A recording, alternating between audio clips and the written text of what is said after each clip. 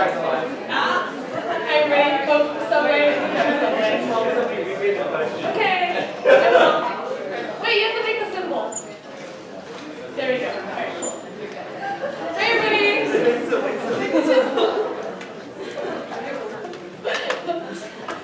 All right. So lunch is good. We're coming back, and I'm going to talk about advanced CSS. Before that, if you have questions, we just made a new doc for weblab.2/questions. Requires permissions. Oh. When he makes this triangle again, it's ready, okay? Oh. I work at it. Alright, in the meantime. One moment.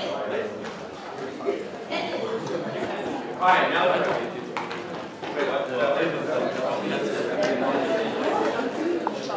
Okay, so today we'll be talking about CSS. If you remember from last time, back when Rupine first taught, CSS is cascading style sheets, and they describe how our HTML boxes look. We're going to be talking a little bit more in detail this time about exactly what some of those functions and properties are.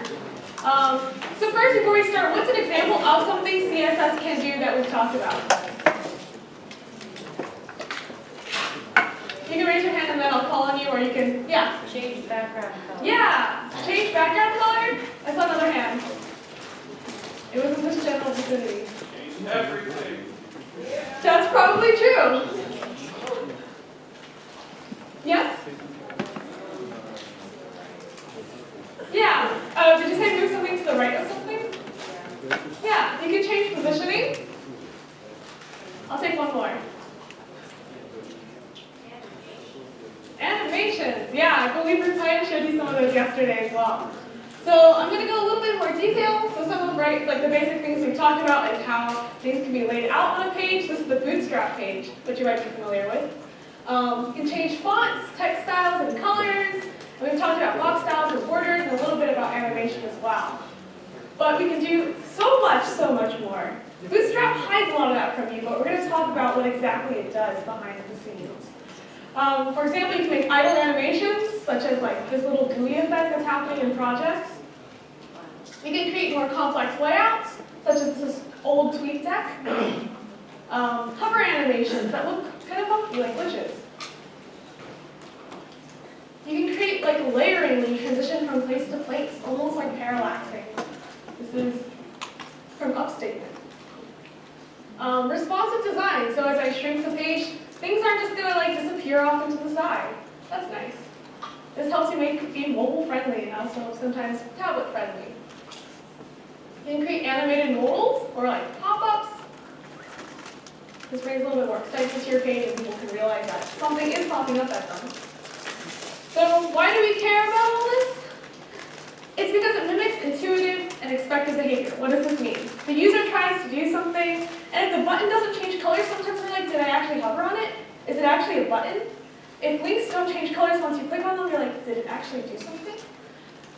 So much like how in the skip where things don't go exactly as it seems to. Your CSS should, though, make people feel secure that they did the right thing. It confirms the user's intentions and their actions by responding how they think it should work. So one of the clear ones, like I just talked about, was button states. Like when you hover over cancel, it slightly darkens, and when you click, it darkens even more. And it kind of mimics sort of like what you expect, like a shadow of a hand, if you actually went over something and then clicking it more creates like a deeper shadow because you've indented it. So why am I talking about the underlying CSS? Why can't we just use Bootstrap?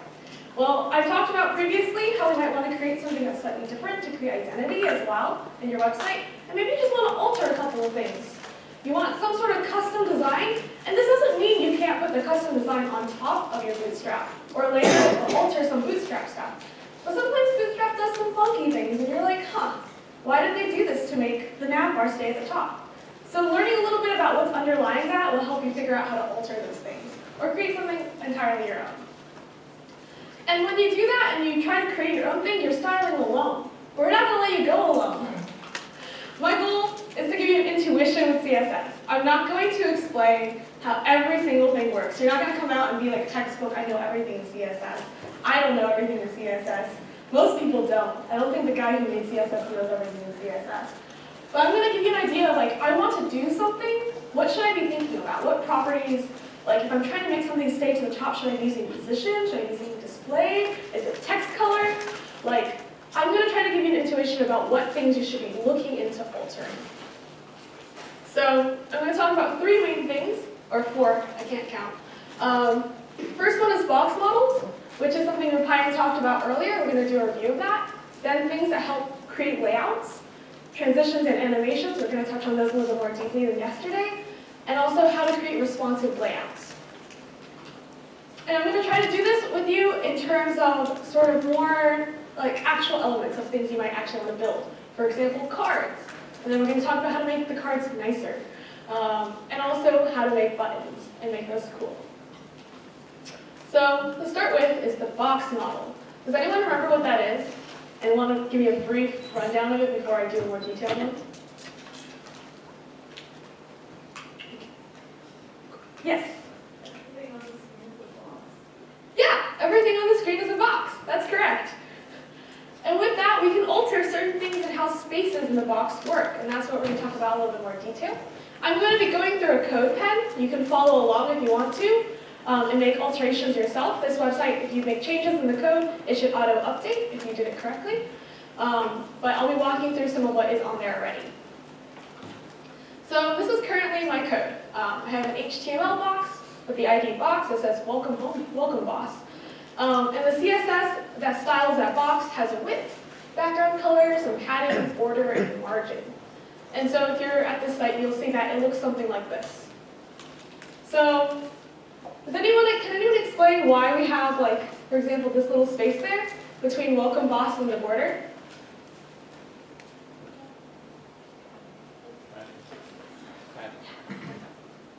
It's empty. Okay. All right. I apologize. I did not link these correctly. If you go to the slides, they should be linked correctly, unless CodePen refreshes every 24 hours.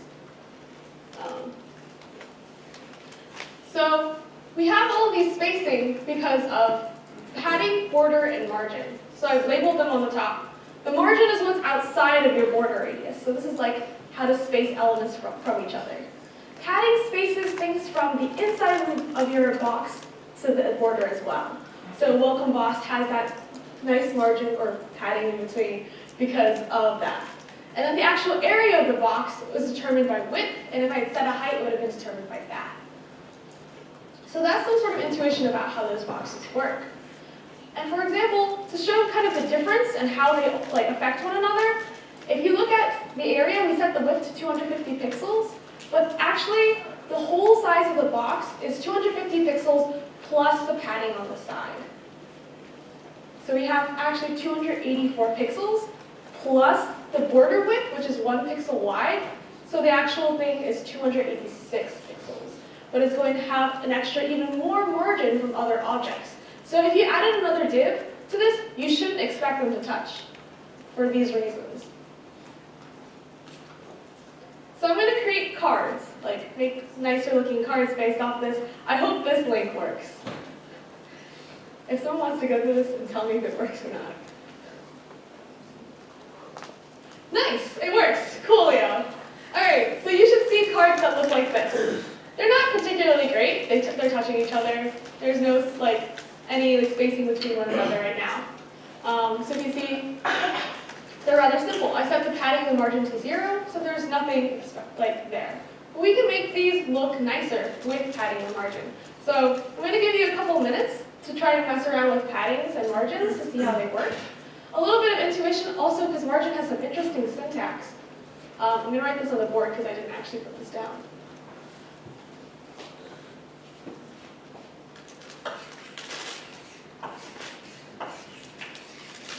So if I have margin, if I only put one element in, like 1 pixel, then every side of my box will have this 1 pixel margin.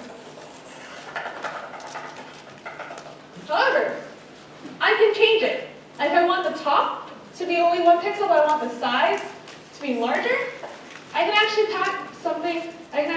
pass 1 pixel followed by 2 pixels with a space in between. then this will style, the first element will style the top and bottom. The second element, or the second value, will style these sides instead. But I can keep passing more in. If I pass 3 pixels in, I'll now style the bottom. So this works something like top, right, bottom, and then left. And if you don't pass something explicitly in, it will assume the one across from it. So if you only pass top in, they will all assume top. If you pass top and right in, left will assume right, bottom will assume top. If you pass bottom in, now left only assumes right and bottom doesn't assume anything. This is a little bit more, I guess, complex. And if you want easier control, you can actually just do margin dash right or margin dash left, margin dash bottom, to just control that one margin without having to do this weird syntactical thing. Coolio. So I hope you guys had some time if you wanted to play with the code pen to play with it. I styled my own to look something like this. So I added just padding between them so you can see the difference between them. I added to see the difference between the text and the size. And I also added a margin so that the cards are not touching one another. And I added word arrays for the lulls. So if you want to see that code, you can go to nice dash cards. That in general is the box model though. But those cards were like one on top of the other. Maybe the cards I kind of want are side to side. How do I make something that looks like this? Now we're going to talk about layouts. These are the kind of properties that will help you do that, and we're going to go back and circle back to the end and making cards that sit side by side. So there's 2 major properties that help put your things somewhere. Display and position. We're going to start with display. It determines how elements size and sit with each other. This sounds a little awkward. It's a really weird sort of statement. And so I'm going to explain this by showing you the different ways and the different types of displays and how they affect something. And then hopefully this will make more intuitive sense. So first of all, here's one version of a display. Things are like one on top of the other, sort of like how our cards look like. Even though our cards had enough space to sit next to each other, they just don't. And this is display block. They're like big blocks that stretch across on all sides, and they always sit on a new line. So they always stack on top of each other. And they sort of generally are useful and are the default property for your div. And this is why we see our cards stacking one on top of each other. But perhaps here's another example of something else. We have another element that's inside of this text called dummy. This is not display block, right? Because if it was, the dummy should be on a new line on its own. And if dummy is our other element embedded inside, the only way we can make this not do that is display inline. Display inline helps you put elements in as part of text, but it doesn't have its own inherent size. What that means is, it's not going to size, if you make the height like 250 pixels, it will completely ignore that. It takes on the size of the text that it's inside. To sort of show you the difference between that, you can do this with a different type of display. This is not display inline. I gave it a height, and it actually holds on to that, and then the text wrapped around it. This is display inline block. You can actually give things inherent height and size. So this is just an example of how different things size and sit within each other. And that's kind of what display does.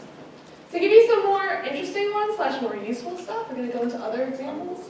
Sometimes you just don't want your thing to exist or show up at all. Display none. It's literally not there. But we're going to move into how to make cards. This is kind of what we want to do. How do we make boxes sit next to each other? We have 2 solutions that we're going to use, I'm going to talk about, for things to sit side by side that have to do with display. This first one is flex. Flex is the box that it's in is called a flex box. Flex box attempts to flexibly contain its elements inside of itself. It's really useful, as this is going to be a lot of your solutions for things. Anything like columns is going to probably be flex box. I'm going to explain a little bit more in detail before we set displays of the inner elements themselves. Like for dummy, dummy was display inline block. For this though, The flex box is the thing on the outside and not the element. So how does that work and how do we do it? So here's an example of another code pen. I have just the same cards again, but I set display to flex. And so now my cards are sitting one by the other. To show this a little bit more interestingly, I had both, for example, the bigger box container is width of 500 pixels, and this is 250 pixels of each card inside. So they kind of sit nicely into each other and sit right next to each other. But what happens if they're different sizes? If I set no width, it inherently will pick up the width of how to space everything out inside it. So it picks it up based off the text. The text doesn't wrap, it tries to let it extend as far as it can and takes on that width instead. And when we do that, we see that they sit right next to each other, but there's space up over here. So how can we deal with this like white space? Another way we can do it is we can just set the width of one of these blocks to like, oh, I want this one to take 60% of the space. So then Flexbox does this magical stuff and figures out how everything should be spaced based off those widths. This is a lot of black magic and it's going to behave oddly sometimes, but this is one of the ways it works. This is sort of like how things can stretch and grow. Even when you didn't give it an exact width, Flexbox will handle it for you if you want them to sit side by side.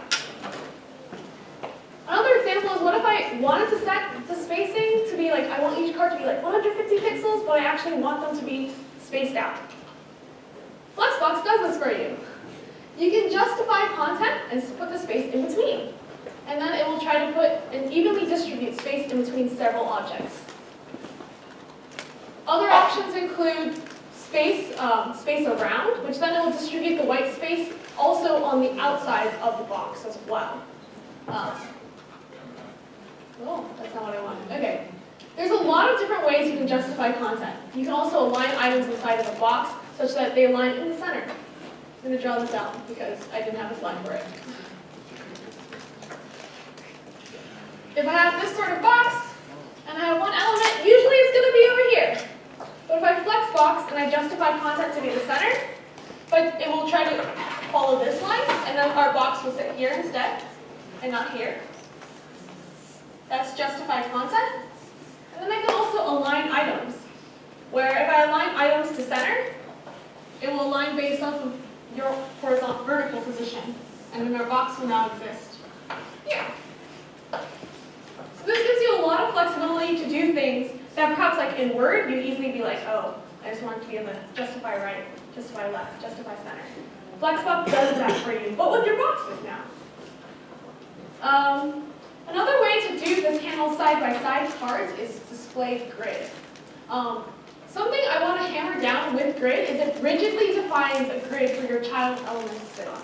It's very rigid. There's a complicated syntax, and this is why I'm not going to recommend using grid in general and using Flexbox as your alternative instead. I'm going to briefly go through it so you can understand what it's like if you see it somewhere. Display grid also handles the outside parent box, and then I can make 3 columns inside. I have no elements. But right now, I've already defined this grid, and you need to define it on creation of how many columns or how many rows there are. This is 3 columns, 1 row. I can then put child elements inside, and they will size based off of those internal cells, like a grid. It behaves a lot like you might expect Excel sheets or spreadsheets to look like. You can sort of merge boxes together and merge cells together. But grids are complicated, the syntax is really odd, so I'm not going to recommend it unless you have previous experience. So moving on from that, those were displays, and they showed you again how elements sit with one another and within their parent box. Now we're going to talk about positions, which determines where is it within based off of other elements. So as position might imply, we're figuring out where it is. So I'm going to try to do this one a little bit more interactively. So if we have one box, and I write a second box, where do you expect that to go naturally? I heard someone say under it. Under it. Yeah, it is under it. This is probably like your intuitive answer. If I wrote box 1 first in my HTML, and then the next one was box 2, it's probably going to go under it. And that's correct. That's position static. It renders boxes based off of how you put them in the order of your document. This is also your default value. But what if I wanted to like slightly nudge it downwards based off of where it originally would have been. So for example, if you see the little dotted half there box, that's where it should have been perhaps, but I want to move it downwards a little bit. You can use position relative for this. Position relative positions the element relative to where it would have been if it was static. You can use it for slight modifications, but this isn't on its own. I added another line, top 10 pixels. If you add top, left, right, bottom, you can actually size things based off of where they relatively would have been otherwise. If you add these to static, static's not going to do anything. Static, as you might guess, is static. It's not going to move. On the other hand, relative will do it based off of this normal position. Am I going too fast, by the way? Please raise your hand if I'm going too fast so I can slow down. Okay, cool. But what if I want my box to be like on the bottom of the page? Like, I don't really care where the other boxes are, I just want it to be on the bottom. I can do this. Position absolute. It positions the element relative to the first ancestor, so it's like my parent, and positions it that's non-static. So if my big box was a static position thing, it would it would ignore it. Your body is actually relative, so it's going to do it based off of body if you don't have a parent div that's non-static. It's a lot of words. Yes? So I had a good question. They were asking what's the difference between relative top 10 pixels and just giving a margin top. Yeah, that's a great question. So sometimes you want your margin will actually affect your other elements that you display on the page. And perhaps you have something side by side. Margins might also affect how other elements are going to display. On the other hand, top is just going to move things downwards. Top is also useful for sometimes if you want to put things based off of I'm going to explain top a little bit more as I explain absolute. It's less useful for relative positioning, but more useful for other versions. For example, this is position absolute. If I do bottom 0 pixels here, it does make sense because it's now relatively positioning to that. For relative positioning, that's not the colloquial use of relative. It doesn't perhaps matter as much, but when it comes to actually positioning it within another element, like with absolute, it does come into play top, bottom, left, and right. I know it's like a lot and a little bit confusing. It's more useful other places, as Mike and my final answers what it's going to be. There is very little difference for relative positioning. So this is if I'm positioning it in the middle of another element. But say I want to position it according to the screen. So this is like if I'm creating headers that I don't want to move or move with me while I scroll. So for example, in this one, I have a screen in blue, and I want box 2 to stay with me even if I scroll. You can do this with position fixed, and it positions the element relative to your screen, fixed to your screen. This is useful for nav bars or bulletins, that sort of thing. You want things to follow you. Again, with this though, bottom, right, top, left are going to actually position the elements. So, to kind of explain your coordinate system, I suppose, this is your bottom. So if you have bottom 10 pixels, it's going to go 10 pixels from the bottom, not 10 pixels downwards. So it's always relative and going positive direction is inside, negative direction is outside. So if you do left, positive, it's going to go this way. Left, negative, it's going to go that way. Okay, we're going to do a challenge. Sort of, how would I center a div horizontally without flexbox? What? Well, I guess that's live. Okay, never mind. I just gave away my answer. First solution is flexbox. I apologize. Thanks. You can use a parent container that has a flex display to do this, somewhat similar to how I drew it on the board earlier. We're going to use justify content center to stick it in the middle. But there's also another way to do it. Does anyone know? Yeah. Can you do margin 0 on Yeah, you can do margin auto. So you can also go to weblab.2/center div to see this. But what it actually does, margin auto will auto distribute stuff on the side to sit in the middle of the div that it's in. picture of this, so I'm going to actually go to this website.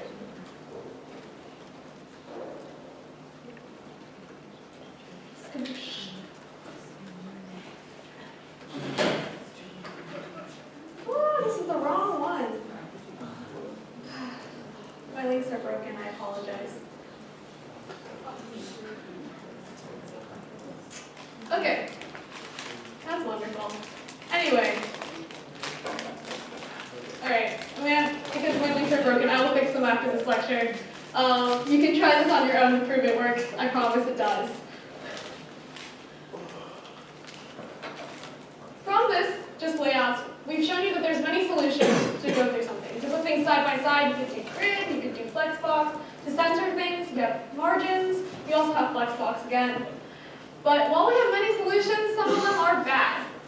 The reason why is CSS has grown through the years a lot. A lot of changes such as flexbox are new and have done a lot of things that they previously couldn't. And you might see previously, in 2003 or so, people might be like, I want something to the left or right, how do I do this? They'll be like, use float. Don't use float. Really, don't use float. Float is old. Float makes things work really weirdly. It's going to affect how other things are going to display on your page, and I'm going to tell you ahead of time, it is really difficult to debug, so just don't use float. Use flexbox. You can go to, hopefully if this link works, y-flex will bring you to a website about all the great things Flexbox does for you that previously didn't.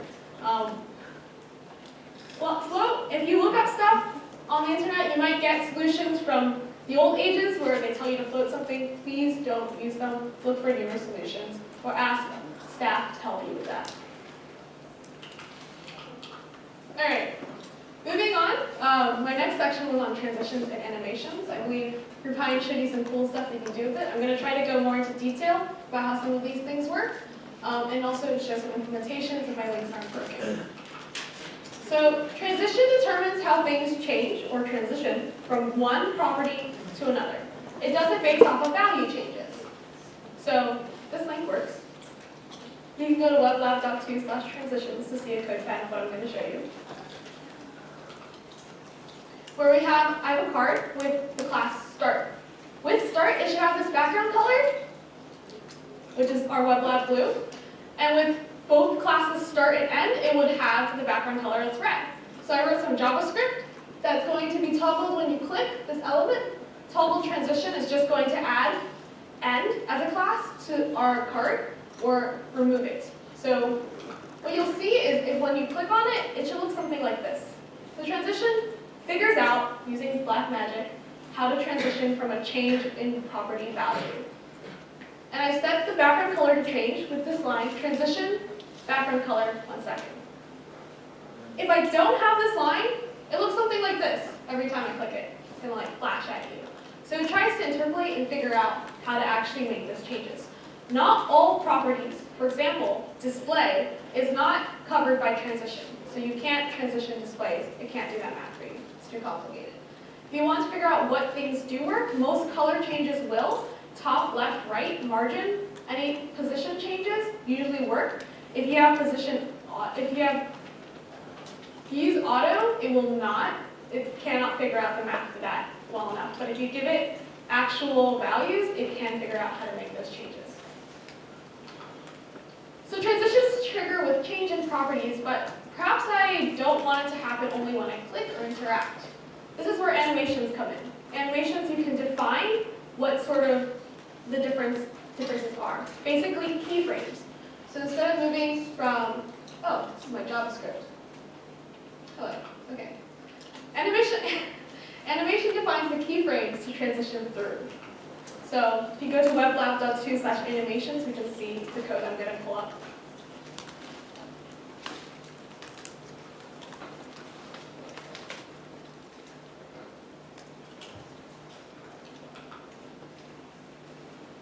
So what we have defined here are keyframes. At the bottom, I defined this by name, color cycle. I can change the name of this, that doesn't matter. This is just a selector. To start from 0% with the background color that's WebLab blue, 100% to the reds I've been using. So then I can apply this animation to my cart, by specifying animation, the name of the animation, how long I want it to go, and how many times I want this to happen. For example, infinite will happen infinitely and keep doing it over and over again. So this looks something like this. Without my input, it will continue to cycle through this color cycle. As you may see, it jumps. Because it's infinitely looping through, it's going to go from 0% to the 100% keyframe, and then jump back to 0% again. I have not set any sort of transition that will make that background color change smoothly.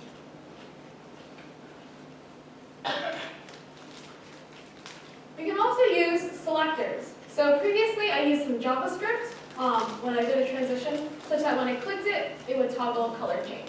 But perhaps you don't want to use JavaScript, and perhaps you don't want to use just for clicks. So selectors are some CSS built-ins that let you do a lot of really cool things, such as when you hover over a button, then it will change colors and whatnot. Selectors can be used with this syntax. You have a colon and then the name of the selector. These are built-ins, so you can't just do like colon hello. It's not a selector, it doesn't exist. Hover is something that's already been previously defined, such that if I hover over it, it will switch to a different state, where I went from my blood blue to the other red color. There's a ton of other selectors out there, such as selected, which happens once you've clicked on it, or active, which is also when you've actively clicked on it. If you actively click somewhere else, it will not be active anymore. There's a lot of selectors out there that can help you do this. So oftentimes when it comes to animations or making things respond, you don't need JavaScript. Oftentimes CSS actually has a ton of built-ins. I can also rave to you about how you can build icons in CSS if you want me to. I can talk about that later. The last point I would like to talk about is responsive layouts. It's always great if your website works on both tablets, different screen sizes, also mobile devices. So how do people go about doing this? Media queries is the answer. Media queries is the name of it, but basically allows your CSS to run certain properties only on certain sizes, or if this browser supports colors or not, and various other selectors. We're basically only going to talk about it in reference to screen sizes. So if you go to this, hopefully it works. But you can see here that we have media queries, which are defined here, at media. So how this works is, it does a media query. It says, how big is my screen? Media queries ask about the browser and your client front end. It says, at the max width, if the width is less than or equal to 1,000 pixels, we're going to run this code. The container color will be green. If the width is less than or equal to 800 pixels, we're going to make the container color red. I'm going to, if this link works, show this to you as well. Skiboosh, it does. All right. So we have our container with the code. And as I drag it smaller, and once it realizes, oh, once we've hit less than 1,000 pixels, which is, I'm at 1,200, around here, it changes green. So the certain CSS is run at different selectors, basically. And now it's red because we're less than 800 pixels. You can look up some common media query, like when we should do changes. For example, usually less than 800 is a tablet size, and less than 600 is a phone size. And you can change things that are more interesting than just background colors. You probably want to change things like how the boxes are and layouts are. So we're going to actually go to our homepage because it's responsive. If you see here, we have a nav bar at the top. Our nav bar, although if we are on a smaller screen, it's probably not terribly useful. So I'm also going to show you another tool. If you open your inspector, in the top corner, there's something that often looks like two phones. And if I click this, it's going to actually let me drag the size of the screen. Oftentimes, this is in Chrome and Firefox for sure. Safari, if you enable developer tools, it will also exist. There's also a drop-down at the top where I can do something where I can change actual sizes. I can flip keys. If I change, I can be like, oh, I want to be on an iPhone. And it will automatically do it for me, which is nice. So let's talk about how this works responsively, for example. if you notice, we have all these wonderful pictures in this layout, which is not perhaps ideal if it just shrunk with us when we became mobile. So an example of a media query that happens is like once we get too small, we're no longer going to display them in that weird, interesting grid, but rather in a row, in rows. You can see a similar thing happen with our sponsors as well. If you want to see something that perhaps doesn't work as well, when you media query is if you look at our footer, it tries to retain this as much as possible, such that when it becomes way too small, it disappears off the edge. Hi, I broke our website. But these are some examples of how media queries actually make your thing responsive. If you want to look at our code, you can, I can pull up the CSS actually. Oh, okay, never mind. The compiled CSS is kind of dirty, so we're not going to look at it. So that we can actually make media queries do things that are changing displays. For example, we've changed from, I believe we use grid here. We've changed from displaying these different columns as separately inside of a grid, and we've changed them to no longer display with only one column instead. That's an example of how that works. So, the end story with advanced CSS is there is a lot of different things. We've talked about animations very briefly, made some pretty ugly animations. We talked about transitions briefly, they're also kind of ugly. We also showed you how media queries work, but there's so much more. And my point here is not to tell you how everything works, but to show you all the different things that you could look at, and in the future to give you kind of like these toggles, like, oh, I want things to become smaller, how do I make them responsive? I should look up media queries. So hopefully this is useful for you guys. I'm going to update these links so that they're not pointing to wrong things from last year. And hopefully this is helpful. If you have questions about CSS or anything, I can take them now. And if you also want to hear me rant about all the things you can make in CSS, I can show you that. Just a last note is actually we have a ton of resources on our website as well. I will take this out of weird mode. Cool. If you look at our front end stuff,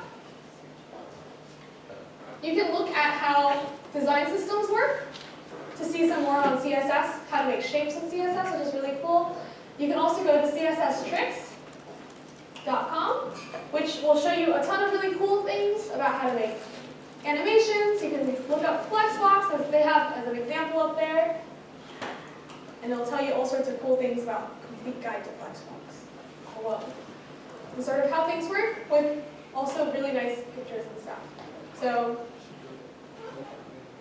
here's an example of all the things you can make in CSS. You can make triangles, you can make stars, diamonds. So yeah, hopefully that helps give you some sort of intuition about things you can do in CSS and give you some resources as well. Do you have any questions that I can answer right now?